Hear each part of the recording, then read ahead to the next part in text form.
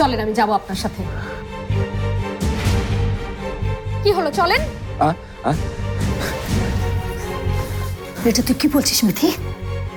আমাকে আর আটকাবে না তোমরা, আমি চলে যাব।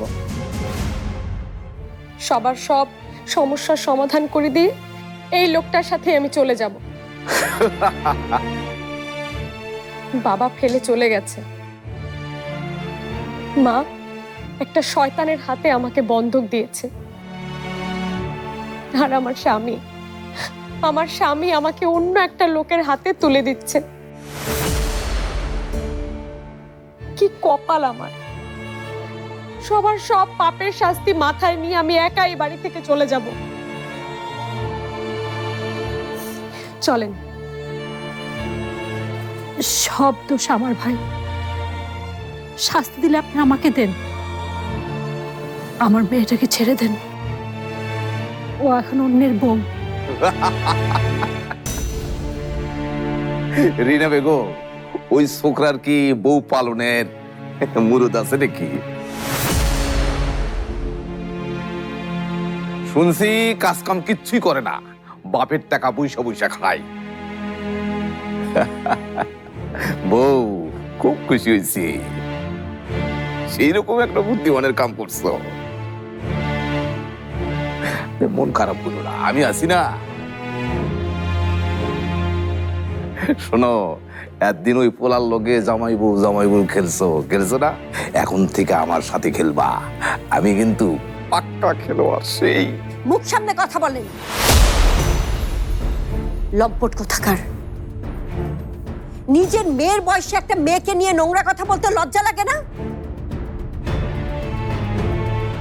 ও ভাবি, সরি সরি সরি, ভাবি না তো, মামি। মিথিলার মামি মানে তো আমারও মামি, তাই না? কোটি কোটি মানুষের ভালোবাসায় ফ্রিজ, টিভি এবং এসিতে দেশের ১ নম্বর ব্র্যান্ড ওয়ালটন। তা মামি, আপনি তো চেতেন কেন? আমি তো বুঝতেছি না।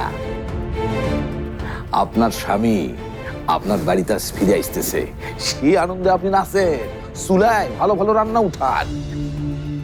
বুঝেন নাই? আপনারটা আপনার কাছে ফিরে আইব, আর আমারটা আমি নিয়ে যাইতেছি।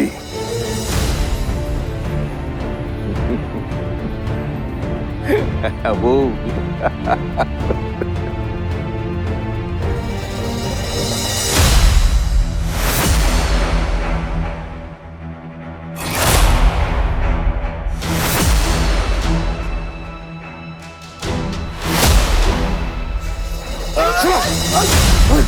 এই না তোর 40 লাখ টাকা, ভালো করে গুনে নে আর এখান থেকে কেটে পড়। আমি আমার বউয়ের খেয়ালটা না ঠিক মতো রাখতে পারি, আর তোর মতো টিকটিকেও পিষে মারতে পারি। কি টাকা কম পড়ছে? না না না না, ঠিক আছে ঠিক আছে, একেবারে করকরা। মাশাআল্লাহ মাশাআল্লাহ, রিনা বেগম, তুমি তো মেয়ারে খুব ভালো জায়গায় বিয়ে দিচ্ছ, দায়িত্ববান ছেলে। কোনো চিন্তা করো না, আজকে আমি তোমার দলিল মানে ওই বাড়ির দলিলটা পাঠিয়ে দিতেছি। ঠিক আছে, হ্যাঁ গেলাম, হ্যাঁ গেলাম, আসি তাহলে। আফজাল কোথায়? আপনি এতটুকু টেনশন করবেন না, সময় মতো উনি ফিরে আসবেন।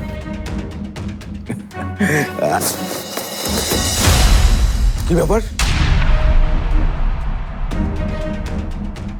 আফজাল আগে সুস্থ অবস্থায় এই বাড়িতে ফিরবে, তারপর তুই যাবি।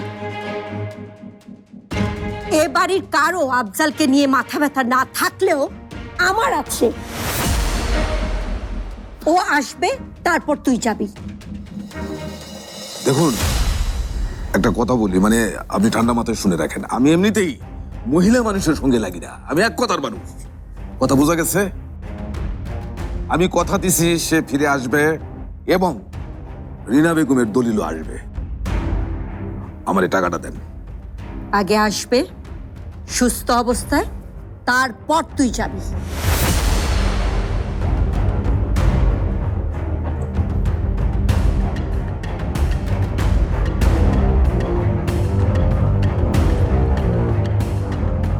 শোন, ওই চশমা পরা ভিজা বিড়ালটা আর ওই রিনা বেগমের দলিলটা নিয়ে এক্ষুনি স্পটে চলে আয়।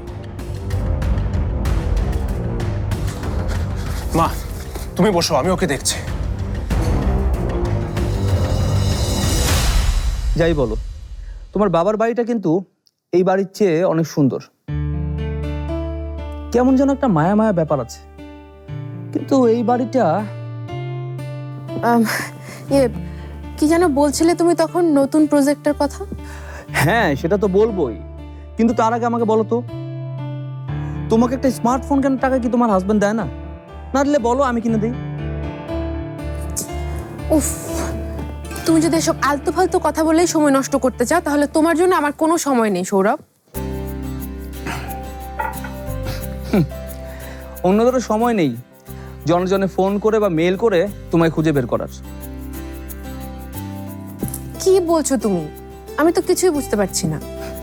তোমাকে হাতে হারিকেন নিয়ে একজন খুঁজে বেড়াচ্ছে ওপার থেকে। ওপার থেকে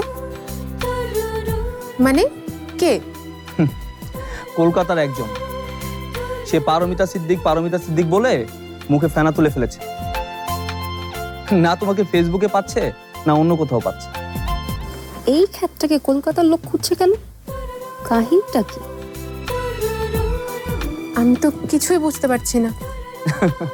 বুঝতেই যদি, তাহলে হয়তো তুমি ফেসবুকে থাকতে, না হয় তোমার কোনো ইমেল আইডি থাকতো।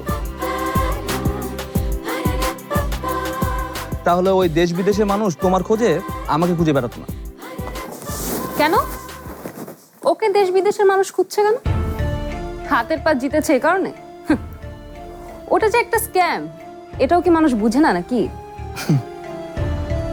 একটা কথা কি জানেন, প্রতিভা কখনো চাপা থাকে না। মানুষ প্রতিভাকে ঠিকই খুঁজে বের করে নেয়, সেটা স্মার্টফোনে হোক বা হারিকেন দিয়ে হোক। হারিকেন? What is hurricane? ওটা আপনি বুঝবেন না, রবীন্দ্রনাথের আমলের জিনিস তো, ওই রবীন্দ্রনাথের নাতিপুতিরাই বুঝবে। হোয়াট এভার, আমার এসব খ্যাত জিনিস বুঝেও লাভ নেই, চিনেও লাভ নেই।